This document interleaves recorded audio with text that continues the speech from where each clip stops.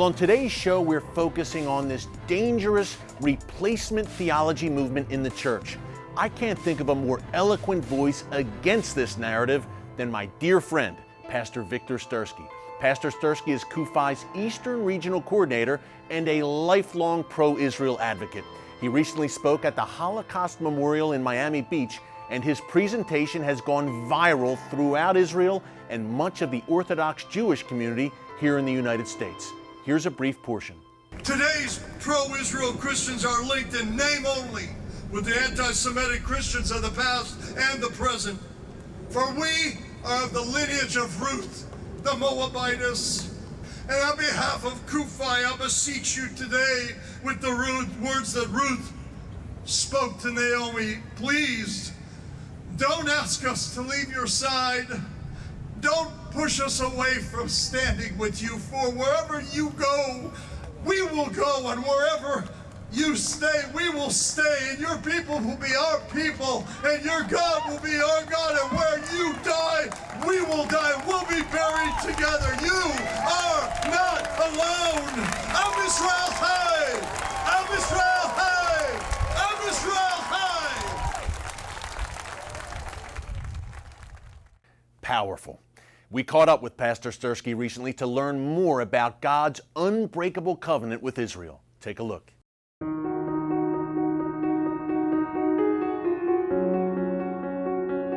My theological response to replacement theology is number one, read your Bibles.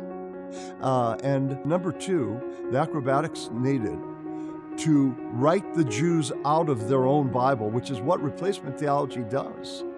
These promises God makes to the people he calls the apple of his eye and his firstborn, they're not in gray print. They're black letter law, and they're repeated, specifically the land covenant and God's faithfulness to bring it to pass in bringing the Jews back to the land at a date uncertain when the prophets wrote it. And by the way, every prophet, every major prophet, every minor prophet except for Malachi wrote extensively about a day coming when the Jews would be returned to their land, never to be uprooted again, because the God of the Bible is the God of covenant. And that's one thing replacement theologians and Bible-believing Christians, and those are the two camps. That's one thing we both agree on, that he's the God of covenant, the God of promise. What we disagree on is that Bible-believing Christians believe the God of covenant, the God of the Bible, is a promise-making God, and thank God he's a promise-keeping God. Replacement theology has had a abysmal effect, first upon the Jewish people. I think it's summed up best in the word of a Jew. Benjamin Disraeli, the only Jewish prime minister Great Britain ever had, states the following, and I quote, "The Jews are a nervous people. 1900 years of Christian love has taken a toll." I think that about sums it up. The effect on the Christian-Jewish relationship has been one of horror to the Jew, dismay, repulsion, bewilderment. How can a people who say they follow the Jew of Nazareth hate the living Jews today? That's been the effect of replacement theology on our relationship. What my Jewish friends have a problem with is not the carpenter from Nazareth. What they're dismayed by is what has been done to them by so many people for so long who say they follow the Jew from Nazareth.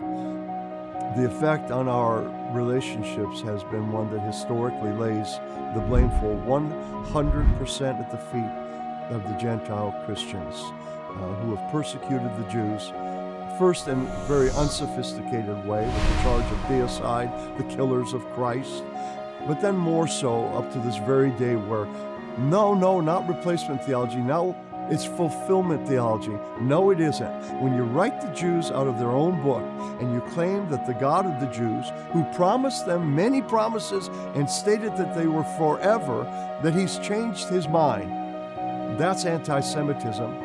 And for those of us who are Gentiles, who believe in the God of Abraham, Isaac, and Jacob, if he can change his mind with the Jews, we don't stand much of a chance.